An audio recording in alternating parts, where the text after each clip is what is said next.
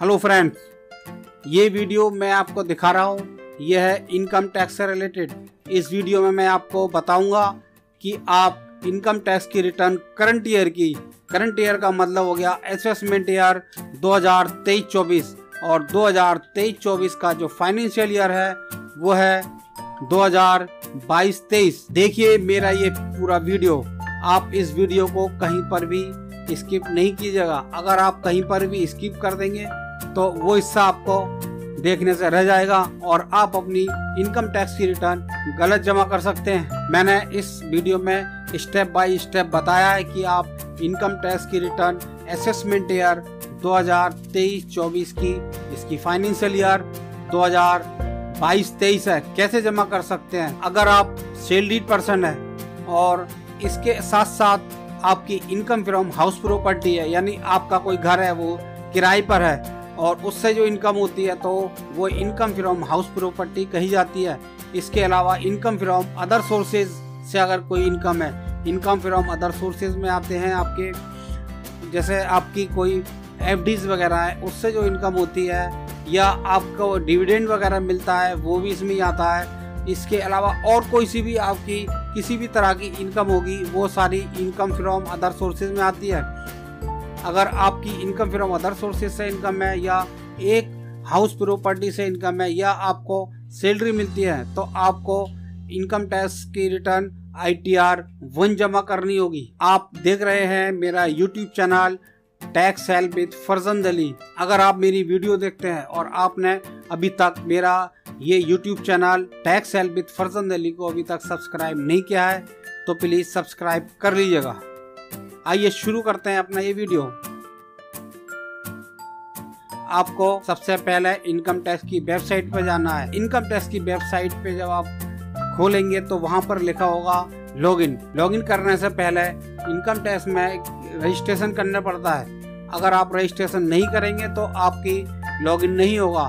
तो income tax में registration कैसे करते हैं, तो आप मेरे YouTube channel tax help with Farzand Ali में जाइएगा और वहां पर आपको ये वीडियो दिख जाएगी कि आप इनकम टैक्स में रजिस्ट्रेशन कैसे कर सकते हैं। अब आते हैं अपने टॉपिक पर, अपनी वीडियो के ऊपर। इसमें सबसे पहले हम फॉर्म नंबर 16 को देखेंगे, जो कि हमारे एम्प्लॉयर हमें 16 नंबर देते हैं। और अगर हमारे पास फॉर्म नंबर 16 नहीं है तो हम अपने एम्प्लॉयर से सारी डिटेल लेते हैं। एम्प्लॉयर के पास सारी डिटेल होती है पूरे साल की, कि पूरे साल में कितनी इन्होंने सैलरी दी या कितना इंसेंटिव दिए, तो इंसेंटिव भी टैक्सेबल होते हैं। और इसके साथ साथ कोई और अगर उन्होंने फैसिलिटी दी है तो वो भी टैक्सेबल होती है।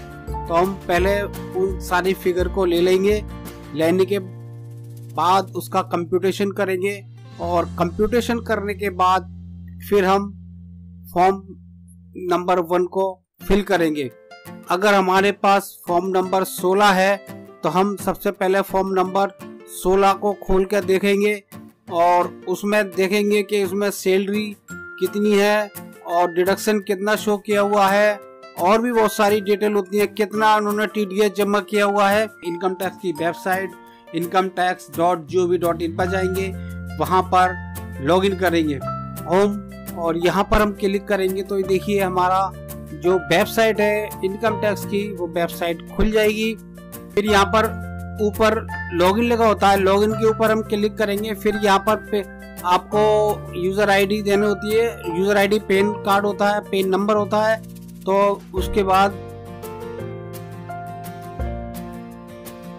फिर देखिए यहाँ पर आपको पासवर्ड देना होता है और पासवर्ड के साथ साथ आपको यहाँ पर ऊपर सिलेक्ट करना होता है और कंटिन्यू लिखा हुआ है, यहाँ पर आपको क्लिक करना होता है।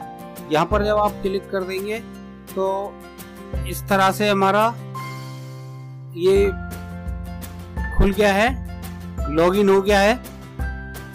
उसके बाद फिर सबसे पहले हम फॉर्म 26AS को डाउनलोड करेंगे। उसमें देखेंगे कि हमारे 26AS में क्या क्या डिटेल दी हुई है। कभी कभी क्या होता है कि हमें पता नहीं होता और हमारी ट्रांजैक्शन हुए होते हैं। यहाँ पर हम जो ई फाइल लिखा हुआ है यहाँ पर क्लिक जाएंगे और यहाँ पर फिर जाएंगे इनकम टैक्स में और फिर देखिए फाइल इनकम टैक्स रिटर्न लिखा हुआ है, इसके नीचे लिखा हुआ व्यू 26AS। फिर यहाँ पर कंफर्म करेंगे और फिर यहाँ पर देखिए सिलेक्ट करेंगे आई एग्री पे और फिर प्रोसीड लिखा हुआ है, यहाँ पर हम क्लिक कर देंगे। फिर इस तरह से खुलेगा। फिर यहाँ लिखा हुआ है view tax credit form 26AS, तो यहाँ पर क्लिक करेंगे तो इस तरह से खुलेगा। फिर यहाँ पर असेसमेंट ईयर सिलेक्ट करना है, तो हम 23-24 का देख रहे हैं तो हम 23-24 को सिलेक्ट करेंगे। और नीचे व्यू एज लिखा हुआ है तो व्यू एज पे लिखेंगे HTML। इसको सिलेक्ट करने के बाद फिर यहाँ पर व्यू और डाउनलोड लिखा हुआ है, यहाँ क्लिक कर देंगे तो हमारे उस साल का जो भी डेटा होगा इसके अंदर हमें शो करेगा कि हमारी कंपनी ने कितना रुपए TDS के काटे हैं, कितना रुपए हमें दिए।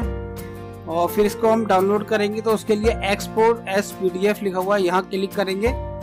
और यहाँ पर क्लिक करने के बाद फिर ये इसको पाथ देंगे और ये हमारा सेव हो जाएगा। फिर सेव होने के बाद हम खोल के देखेंगे इसको। ये देखिए हमारा अब ये डाउनलोड हो गया, पहले व्यू था अब ये डाउनलोड हो गया। अब यहाँ पर शो करेगा कि हमारा कितना TDS कटा है और हमें क्या एम्प्लॉय ने कितने रुपए इसमें शो किए हुए हैं। या इसके अलावा और भी बहुत सी चीज़ें होती हैं जो हमें पता नहीं होती, जैसे हमारी FD वगैरह होती हैं उस पर TDS वगैरह कटता है, वो भी यहाँ शो हुआ। अब इसके बाद हम एनुअल इंफॉर्मेशन स्टेटमेंट को करेंगे डाउनलोड। फिर उसके लिए सर्विसेज पे जाएंगे और उसके नीचे लिखा हुआ है देखिए ये एनुअल इंफॉर्मेशन स्टेटमेंट, यहाँ क्लिक करेंगे और फिर इसको यहाँ पर प्रोसीड क्लिक करेंगे। और प्रोसीड पे क्लिक करने के बाद ये इस तरह से ऑप्शन आएगा। फिर यहाँ पर लिखा हुआ है AIS लिखा हुआ है इंस्ट्रक्शन के बराबर में, तो यहाँ पर क्लिक करेंगे और यहाँ क्लिक कर देंगे तो फिर ये हमारे पास ऑप्शन आएगा टैक्स पेयर इंफॉर्मेशन समरी और दूसरा आएगा एनुअल इंफॉर्मेशन स्टेटमेंट। तो हमें एनुअल इंफॉर्मेशन स्टेटमेंट को हमें डाउनलोड करना है, तो ये नीचे की तरफ जाने वाला एरो है ये कोने में, यहाँ पर हम क्लिक करेंगे। ये देखिए यहाँ पर ये दिखाई दे रहा है, यहाँ क्लिक करेंगे। फिर यहाँ पर ये ऑप्शन आएगा ऊपर एनुअल इंफॉर्मेशन स्टेटमेंट PDF, तो यहाँ डाउनलोड लिखा है, यहाँ पर हम क्लिक कर देंगे और ये देखिए इसको सेव कर लेंगे और ये हमारा फॉर्म इसका सेव हो गया है। अब हम इसको यहाँ पर खोलेंगे और इसका पासवर्ड जो होता है वो पेन नंबर होता है प्लस उसके साथ साथ आपको डेट ऑफ बर्थ देना है। डेट ऑफ बर्थ में दो डिजिट के डेट आएगी, 2 डिजिट का महीना और 4 डिजिट में आपको साल देना है। तो इस तरह से इसका ये पासवर्ड आपको देना है। अगर आप ये गलत देंगे तो नहीं होगा। फिर मैंने यहाँ पर देखिए इसका जो पासवर्ड दे दिया, फिर ये सबमिट पे क्लिक कर दिया और सबमिट पे क्लिक कर देंगे तो फिर ये एनुअल स्टेटमेंट में आपकी सारी डिटेल आ जाएगी। इसमें बहुत सारी डिटेल होती है, जैसे आपके अगर GST का रजिस्ट्रेशन है तो GST में कितनी सेल वगैरह दिखाई है वो भी आपका यहाँ पर 26AS में शो हो जाता है। और आपका जो भी डिविडेंड वगैरह मिला है या सेविंग अकाउंट में कितना पैसा मिला है, आपको कितना TDS है और एम्प्लॉयर ने आपके कितना TDS काटा, ये सारी डिटेल आपको यहाँ से मिल जाएगी। और जब हम इसको सबको चेक करने के बाद फिर फॉर्म भरेंगे हम, फॉर्म नंबर 1। फिर उसके लिए E-फाइलिंग पे जाएंगे, फिर इनकम टैक्स पे जाएंगे, फिर फाइल इनकम टैक्स रिटर्न पे जाएंगे और फिर यहाँ क्लिक कर देंगे। उसके बाद ये ऑप्शन आएगा तो यहाँ पर सिलेक्ट असेसमेंट ईयर, तो हमें असेसमेंट ईयर 23-24 की रिटर्न जमा करनी है, तो हमें 23-24 को सिलेक्ट करना है। फिर सिलेक्ट मोड ऑफ फाइलिंग लिखा हुआ है, यहाँ पर ऑनलाइन पे क्लिक करना है, सिलेक्ट करना है ऑनलाइन पे और फिर कंटिन्यू पे क्लिक कर देंगे। फिर उसके बाद इस तरह से खुलेगा। फिर स्टार्ट न्यू फाइलिंग लिखा हुआ है, यहाँ पर हम क्लिक कर देंगे। अब यहाँ पर देखना है हम क्या है, HUF है या अदर, तो हम हमारी इंडिविजुअल की है तो हम इंडिविजुअल पे को सिलेक्ट करेंगे और फिर कंटिन्यू जो लिखा हुआ है यहाँ पर हम क्लिक कर देंगे। अब ये देखिए मैंने कंटिन्यू पे क्लिक कर दिया। अब यहाँ पर आपको सिलेक्ट करना है कि आप फॉर्म कौन से जमा करना चाहते हो। तो हम अभी फॉर्म नंबर 1 जमा करेंगे, तो हम फॉर्म नंबर 1 को सिलेक्ट करेंगे। देखिए यहाँ क्लिक करेंगे तो ITR 1 लिखा हुआ है, इसको हम सिलेक्ट करेंगे। ये हमने सिलेक्ट कर दिया। उसके बाद प्रोसीड विद ITR 1 लिखा हुआ है, यहाँ पर इसको क्लिक कर देंगे। अब उसके बाद यहाँ देखिए यहाँ पर जो लिखा हुआ है लेट्स गेट स्टार्टेड, तो यहाँ पर क्लिक करेंगे। अब ये कह रहा है please answer the following question to proceed further.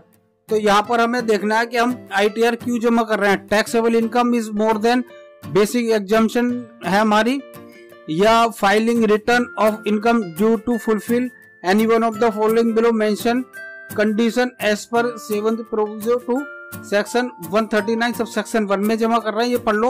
और हम इसमें अदर पे क्लिक कर रहे हैं, और क्योंकि हमें अदर में इनमें नहीं है। अगर आपकी ज्यादा 5 लाख से ज्यादा सैलरी है तो आप टैक्स या टैक्सेबल इनकम है तो ऊपर आप जा सकते हैं। अब इसके बाद ये देखिए, ये इसमें ये स्टेप बाय स्टेप आपको वैलिडेट करनी है इसकी। ये personal information, gross total income, total deduction और टैक्स पेड और टोटल लायबिलिटी, ये सभी एक एक करके आपको इन सबका जो कॉलम सामने दिखाई दे रहे हैं इसको वैलिडेट करना है। तो हम सबसे पहले पर्सनल इंफॉर्मेशन को वैलिडेट करेंगे, और ये देखिए इस तरह से ये हमारा खुलेगा। अब यहाँ पर सारी डिटेल दी हुई है, पेन नंबर, नाम वगैरह। तो हम पेन नंबर, नाम को एडिट नहीं कर सकते। हाँ, हम यहाँ पर जो एड्रेस दिया हुआ है, ये हमारा ईमेल है, ये मोबाइल नंबर है, इसमें एडिट कर सकते हैं। तो हम यहाँ एडिट पे क्लिक करेंगे। हमारे केस में इसमें हमें एड्रेस में कुछ चेंजिंग करनी है, तो हम यहाँ पर देखिए एड्रेस चेंज करेंगे। जो दिया हुआ है उसको हटा करके दूसरा नया एड्रेस डालेंगे। तो ये मैं देखिए नया एड्रेस डाल रहा हूँ, और मैंने ये नया एड्रेस डाल दिया, उसको सेव कर दिया। तो ये हमारी ये वाला जो पार्ट्स ये हमारा वैलिडेट हो जाएगा। अब उसके बाद यहाँ पर देखिए नेचर ऑफ एम्प्लॉयमेंट, तो यहाँ पर मैं अदर पर सिलेक्ट करूंगा। अगर आपका सेंट्रल गवर्नमेंट के एम्प्लॉय तो सेंट्रल गवर्नमेंट को सिलेक्ट कर देंगे, स्टेट गवर्नमेंट के तो या पेंशनर है, जो भी है जिस तरह से उसको सिलेक्ट कर देंगे। और अगर कोई प्राइवेट कंपनी वगैरह में तो उसको अदर पर ले जाएंगे। तो मैंने मेरे केस में अदर्स में है, प्राइवेट कंपनी में है तो मैं अदर्स पर करूंगा। अब इसके बाद है फाइलिंग सेक्शन हम जो रिटर्न जमा कर रहे हैं बिफोर ड्यू डेट जमा कर रहे हैं, इसलिए सेक्शन 139 सब सेक्शन 1 को सिलेक्ट करेंगे। फिर इसके बाद filed in response to notice, तो इसको छोड़ देंगे, ये हमारा कोई नोटिस के लिए बाद हम रिटर्न जमा नहीं कर रहे हैं। फिर उसके बाद are you opting for new tax regime, तो हम यहाँ पर नो पे क्लिक कर रहे हैं, क्योंकि हम जो न्यू टैक्स रिजीम है उसको ऑप्ट नहीं करेंगे, ना ही हमने पहले की। तो अगर आप चाहते हो नई रिजीम में जाना तो आप यस कर सकते हैं। तो मेरे केस में मैं नहीं जा रहा, तो मैं नो पे करूंगा। और इसके बाद फिर है आपका बैंक डिटेल। तो बैंक डिटेल में आपको यहाँ पर बैंक की जो डिटेल है वो वेरीफाई करनी होती है, तो वैलिडेट करनी होती है। तो यहाँ पर देख लिया अकाउंट नंबर लिखा हुआ, वैलिडेटेड लिखा हुआ, तो उसका मतलब ये हमारा जो बैंक अकाउंट है वो वैलिडेटेड है, सही है। और अगर ये सिलेक्ट नहीं है तो आपको सिलेक्ट करना पड़ेगा। ये सिलेक्ट फॉर रिफंड का लिखा हुआ है ना, यहाँ पर सिलेक्ट नहीं करेंगे तो आगे प्रोसेस नहीं होगा। तो हम यहाँ पर सिलेक्ट फॉर रिफंड को सिलेक्ट कर लेंगे, तो डार्क कलर में हो जाएगा, ब्लू कलर का। ये सब हमारा ये हम फिल हो जाएगा। फिर हम इसको क्लिक करेंगे। उसके बाद ये हमारा देखिए पर्सनल इंफॉर्मेशन पूरा ये कंफर्म हो गया। अब उसके बाद ग्रॉस टोटल इनकम को कंफर्म करेंगे। अब इसमें देखेंगे सैलरी एग्जम्पशन, तो आपकी एग्जम्पशन कौन कौन सी है उसमें आपको पढ़ के यहाँ पर सिलेक्ट करना है, यस या नो में करना है। तो मैं पहले देखिए पहले वाला कॉलम है are you eligible to claim exemption in respect of incurred the cost of travelling, अगर ये है तो अगर आपका यस है तो यस, नो है तो नो। और दूसरा है फिर are you eligible to claim exemption in respect to special compensatory allowance, तो इसमें मेरे केस में नो है, तो मेरे सारे नो ही नो है इसमें। लेकिन अगर आपका है तो आप यस कर सकते हैं। आप अच्छी तरह से इसको पढ़ लीजिएगा। अगर कोई भी अलाउंस ऐसा है जो आपके फॉर्म 16 में शो कर रहा है, जो एग्जम्पशन है जिन अलाउंस में, वो आप इसको यस करते हैं, और अगर नहीं है तो नो। अब जैसे आपको HRA हाउस रेंट अलाउंस मिलता है, तो मेरे में नहीं है तो मैं नो। अगर आपके में है तो आपको यस करना पड़ेगा, और यहाँ पर एग्जम्पशन का अमाउंट लिखना पड़ेगा। फिर ये है are you eligible the exemption in respect of travel allowance, तो मेरे में नो, ये भी नो, मेरे में सारे नो है, और ये भी मेरे में नो है, तो मैंने इसको भी नो में कलेक्ट कर दिया। अब इसमें कंटिन्यू पे क्लिक कर देंगे।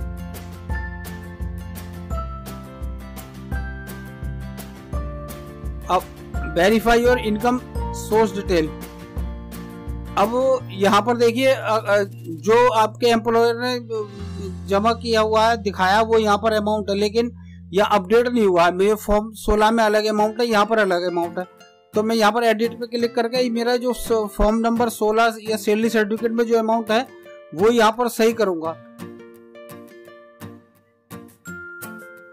तो मैं जो फॉर्म नंबर 16 में अमाउंट शो हो रहा है वो दिखाऊंगा, या कोई और भी इनकम है तो वो दिखा दूंगा मैं। तो मेरे तो फॉर्म 16 के बेस पर जमा करूंगा। तो मैं देखिए सैलरी के जो अमाउंट कॉलम है उसमें मैंने सैलरी जो मिली है ग्रॉस सैलरी उसका अमाउंट डाल दिया। अब यहाँ पर देखिए value of purchased as per section 70 subsection 2 में ये भी मेरा सब कुछ 0 है। और इसके अलावा आगे भी बहुत सारे कॉलम दिए हैं, इसमें पढ़ लीजिए आप। अब मेरा एग्जाम्पशन किसी में भी नहीं है, अगर आपके फॉर्म 16 में कोई एग्जाम्पशन हो तो वो इन किसी कॉलम में उसमें डाल लीजिए आप। अब 50,000 रुपए का स्टैंडर्ड डिडक्शन ऑटोमेटिक डिडक्ट हो जाएगा। बाकी आपका जो income chargeable under the head salary का कॉलम आ जाएगा, और फिर यहाँ पर इसको हम यह क्लिक करेंगे सेव पर, और ये हमारा सेव हो जाएगा।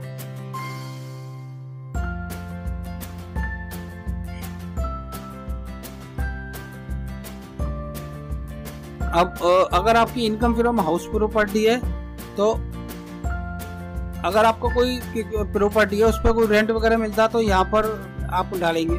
या इनकम फ्रॉम अदर सोर्सेज का है, ये इनकम फ्रॉम अदर सोर्सेज है, मेरी सेविंग अकाउंट से मेरी इनकम हुई है इंटरेस्ट से, तो फिर मैं यहाँ पर क्लिक करके इसको ऐड करूंगा। तो इनकम फ्रॉम सोर्सेज में भी बहुत सारे आइटम कॉलम दिए हैं कि आपका क्या, तो मेरा ऊपर वाला ही है कि लिखा हुआ है do you have interest income from saving, तो मैंने यस कर दिया। और यस करने के बाद फिर मैंने यहाँ पर कॉलम बने हुआ है, तो इसमें अमाउंट डाल दूंगा कि इतने रुपए का अमाउंट है। और यह नीचे पढ़ लीजिए, और भी जो भी किसी तरह की इसमें से अगर आपकी कोई इनकम है तो आप यस कर देना और उसमें अमाउंट डाल देना। मेरे केस में इसमें नो है सभी में, तो मैं नो पे क्लिक करूंगा।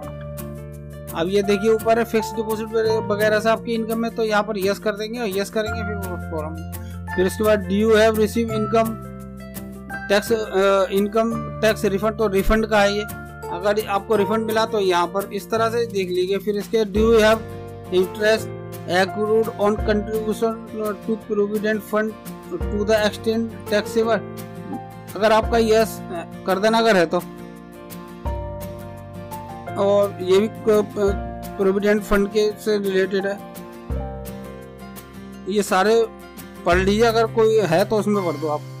फिर do you have income from family pension, अगर किसी फैमिली के किसी पेंशन मिलती है और आप उसको जमा करते हो तो उसको यस करके यहाँ अमाउंट डाल देना। या कोई अदर इनकम है तो फिर अदर से, फिर कंटिन्यू पे क्लिक कर देंगे। और कंटिन्यू पे क्लिक करने के बाद तो ये देखिए प्रोसेस होगा।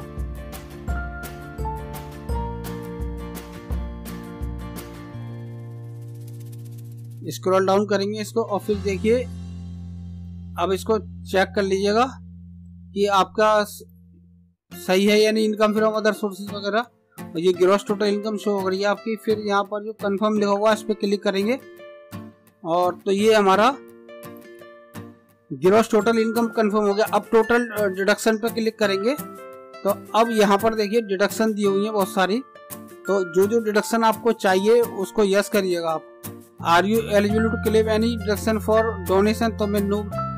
Are you eligible to claim deduction donation paid to scientific, इसमें मेरे में no. Are you eligible to claim under section 80GG, तो अगर आपका है तो यस कर दीजिए वरना नो कर दीजिए। तो मेरे केस में नो है। 80GG का वो डिडक्शन होता है जो आप रहते हैं किसी घर में तो उसका डिडक्शन मिलता है आपको मैक्सिमम 5,000 रुपए तक का, है ना। और तो मेरी नो, इसमें मैंने उसमें नो पे क्लिक कर दिया। इसके बाद आगे पढ़िए, अगर आपका 80C है तो 80C में मेरा है डिडक्शन, तो मैं यहाँ पर यस करूंगा और फिर नीचे अमाउंट दे दूंगा। मैंने 1,50,000 का डिडक्शन लेना है, मैंने वो फिल कर दिया। अब सेक्शन 80CC में जो मेरा नहीं है तो मैं, फिर 80D में भी मेरा नहीं है तो मैं नो कर दूंगा। अब सेक्शन 80TTA में मेरा है तो इसमें मैं यस करूंगा। 80TTA में वो इनकम आती है जो आपको इंटरेस्ट से जो इनकम होती है वो 80TTA में आती है, जो सेविंग से इंटरेस्ट होती है। और are you eligible to claim any other deduction, तो मेरी इसके अलावा कोई और डिडक्शन नहीं है तो मैं यहाँ पर नो करूंगा। फिर ये कंटिन्यू लिखा हुआ उस पर क्लिक करेंगे। और कंटिन्यू पे क्लिक करने के बाद फिर ऑप्शन आएगा कंफर्म करने का, तो हम यहाँ पर इसको कंफर्म कर देंगे। ये देखिए ये अभी वेरीफाई और डिडक्शन का है। नीचे स्क्रॉल डाउन करेंगे और यहाँ देखना है आपको कि आपने जो जो डिडक्शन लेनी है वो यहाँ पर हो रही है या नहीं, शो हो रही है या नहीं। तो ये सारी डिडक्शन है 80 GGA 80 TTA, तो मुझे 80 TTA में लेना है ना, तो यहाँ ऐड क्लिक करेंगे और फिर यहाँ पर अमाउंट डाल देंगे कि आपको 80 TTA में कितना डिडक्शन लेना है, और फिर यहाँ पर ऐड जो लिखा हुआ है यहाँ ऐड पे क्लिक कर देंगे। ये मैंने ऐड कर दिया यहाँ पर।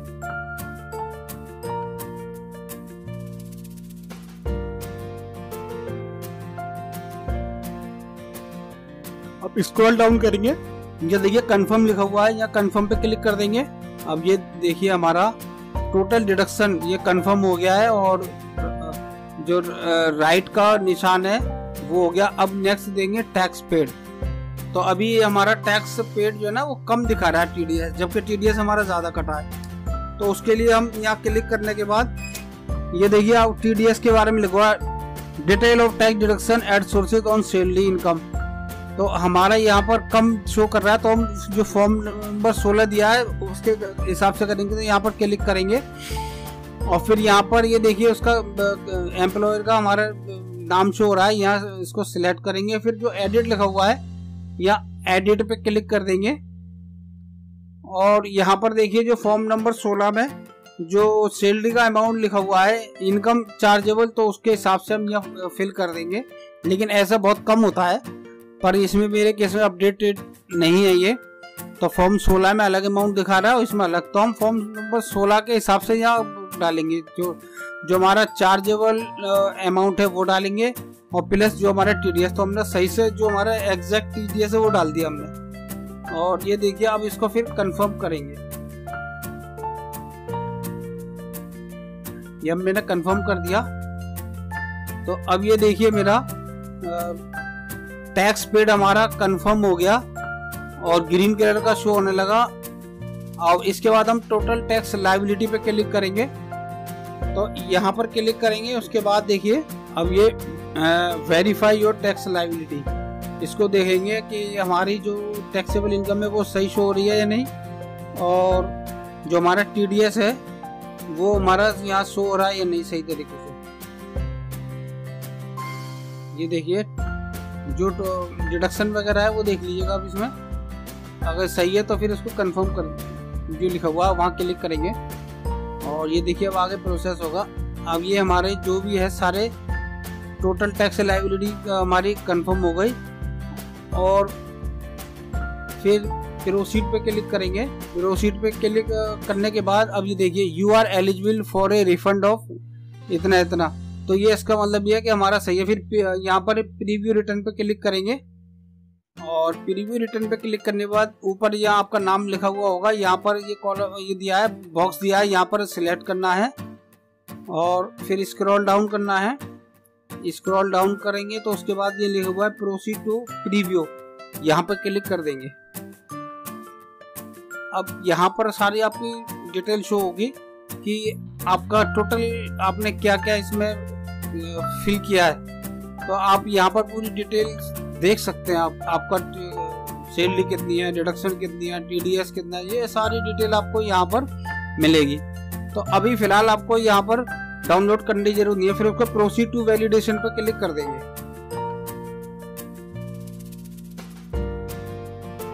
अब इसके बाद देखिए वैलिडेशन कंप्लीटेड टू एरर, तो यहाँ पर देखिए हमारी एरर आ रही है, तो प्लीज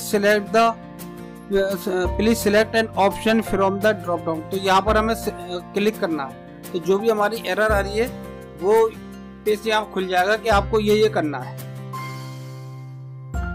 तो अब यहाँ पर है कि हमारा एक कॉलम होता है 80D डिडक्शन का, वो यहाँ पर हमने छूट गया था। तो हम यहाँ पर देखिए ये लिखा है if you are individual whether or not any for your family, तो मैं यहाँ पर नो कर दूंगा।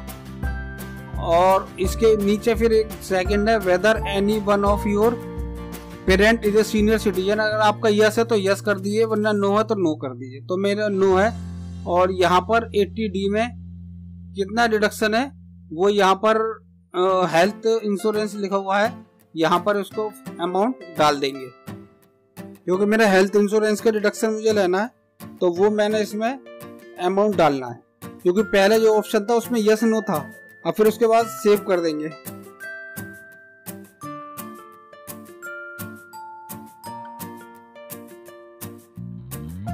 और 80D का जो कॉलम है ये सभी को फिल करना।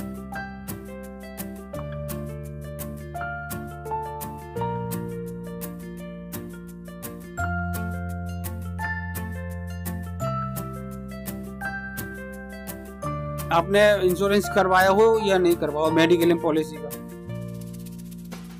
अब इसको फिर कंफर्म करेंगे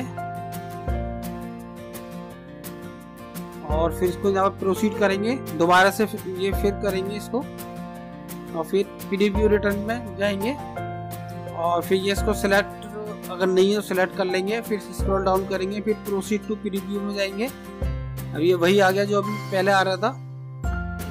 ये डाउनलोड अगर आप करना चाहते हैं तो कर ले, वरना कोई जरूरत नहीं है डाउनलोड का, आप फाइनल डाउनलोड कर लेंगे। फिर प्रोसीड टू वैलिडेशन पे।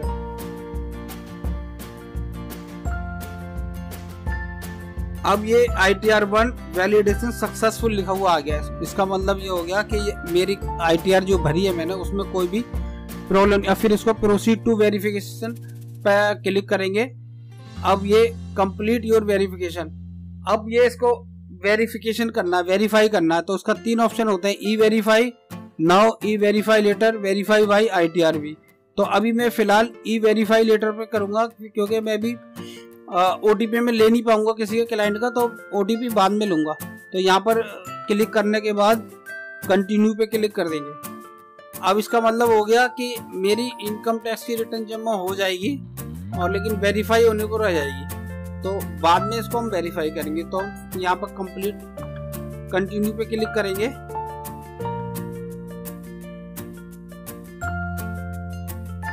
अब कंटिन्यू पे करने के बाद फिर इस पर कंटिन्यू पे करेंगे। फिर please note down once the submit return you can not longer than modify. अब इसको मॉडिफाई नहीं कर सकते आप, या सबमिट करेंगे। मतलब एक बार अगर सबमिट कर दिया तो फिर आपकी रिटर्न जमा हो गई, तो हम यहाँ पर कोई भी एडिट नहीं कर सकते। अब यहाँ पर लिखा हुआ आ गया कि you still need to e verify within 30 days to complete the process of return. अब उसको ई वेरीफाई करेंगे। फिर हम ई फाइल पे जाएंगे, फिर इनकम टैक्स रिटर्न, फिर फाइल इनकम टैक्स रिटर्न पे जाएंगे। फिर नीचे लिखा हुआ ई वेरीफाई रिटर्न, यहाँ क्लिक कर देंगे। अब अगर आपकी ITR वेरीफाई नहीं हुई है तो यहाँ पर लिखा हुआ आ जाएगा कि देखिए यहाँ पर ITR1 फॉर्म जमा हुआ है और असेसमेंट ईयर 23-24 का है। अब ये ई वेरीफाई लिखा हुआ है, हम ई वेरीफाई पे क्लिक करेंगे और फिर यहाँ पर ऑप्शन दिए हुए हैं क्या ई वेरीफाई करने के। तो इसमें देखिए ऊपर है I would like to verify using OTP on mobile number registered. मतलब ये जो आपके आधार में मोबाइल नंबर रजिस्टर्ड है उस पर OTP आएगा। इसके अलावा generate electronic verification code through net banking के कर सकते हैं, थ्रू बैंक अकाउंट कर सकते हैं, थ्रू डीमेट कर सकते हैं। तो मैं किसी में नहीं करूंगा, मैं तो जो मेरे आधार नंबर पे मोबाइल है मैं उस पर करूंगा। तो यहाँ पर हम इसको सिलेक्ट करेंगे I would like to verify using OTP on mobile number registered with Aadhaar number पर। तो यहाँ पर स्क्रॉल डाउन करेंगे, फिर कंटिन्यू पे क्लिक कर देंगे। फिर यहाँ पर सिलेक्ट करें I agree to verify my Aadhaar detail, generate Aadhaar OTP पे क्लिक कर देंगे। तो अब ये मेरा OTP पहुंच गया उस नंबर पे जो मेरे आधार में है। अब ये मैंने दे दिया इसको OTP। फिर वैलिडेट पे क्लिक करेंगे और अब ये मेरी रिटर्न ई वेरीफाइड सक्सेसफुली लिखा हुआ आ गया। इसका मतलब यह कि मेरी रिटर्न जमा भी हो गई और वेरीफाई भी हो गई। अब मैं इसकी रिटर्न की एक्नॉलेजमेंट की कॉपी को डाउनलोड करूंगा और इसके साथ साथ जो भी हमारा फॉर्म हमने 1 जमा किया उसकी हमें कॉपी अपने पास रखना चाहिए। तो हम ये दोनों डाउनलोड करेंगे। सबसे पहले हम डाउनलोड एक्नॉलेजमेंट करेंगे। ये मैंने यहाँ क्लिक कर दिया और ये देखिए मैं इसको सेव करूंगा, मैंने सेव कर लिया। अब दूसरा डाउनलोड रिटर्न लिखा हुआ है, यहाँ पे क्लिक करूंगा तो मेरा यह जो फॉर्म है वो डाउनलोड हो गया। अब मैं इसको खोल कर देखूंगा सबसे पहले एक्नॉलेजमेंट को, जिसको हम ITR-V कहते हैं। तो ये देखिए ITR-V हमारा डाउनलोड हो गया है। ये ऊपर असेसमेंट ईयर 23-24 लिखा हुआ है और ये देखिए सारे डिटेल लिखा हुआ है, अमाउंट वगैरह लिखा हुआ है और जो भी हमारे रिफंड वगैरह है आना होता है तो उसका अमाउंट भी दिया हुआ है। अब हम फॉर्म नंबर 1 को देखेंगे। ये हमने देखिए फॉर्म 1 खोल लिया है और ये हमारा हो गया। अब ये देखिए इस तरह से हमारी ITR जमा हो गई है और हमें कोई प्रॉब्लम नहीं हुई है। और अगर आपको कोई प्रॉब्लम हो रही हो, कोई एरर आ रहा हो तो आप हमें कमेंट में लिखकर बताइए, हम उसका जवाब देंगे कि आपको क्या करना है। आई होप मेरा ये वीडियो आपको पसंद आया होगा और आप सीख गए होंगे कि खुद इनकम टैक्स की रिटर्न ITR 1 कैसे जमा कर सकते हैं। अब आपको किसी के यहाँ पे जाने की ज़रूरत नहीं है, आप खुद अपने घर पर बैठ करके अपने लैपटॉप से या कंप्यूटर से इनकम टैक्स की रिटर्न ITR 1 जमा कर सकते हैं। और मैंने ये भी बताया कि ITR 1 कौन कौन जमा कर सकता है, तो आपको ये सारी चीज़ों का पता लग गया होगा। अगर आपको ये मेरा वीडियो पसंद आया हो, आप सीख गए हो सब कुछ जो मैंने इसमें अपनी वीडियो में बताया है, तो आप इस वीडियो को ज़्यादा से ज़्यादा शेयर कीजिएगा और लाइक कीजिएगा। और अभी भी मेरे YouTube channel tax help with Farzand Ali को सब्सक्राइब नहीं किया है तो प्लीज़ सब्सक्राइब कर लीजिएगा। Thanks for watching this video.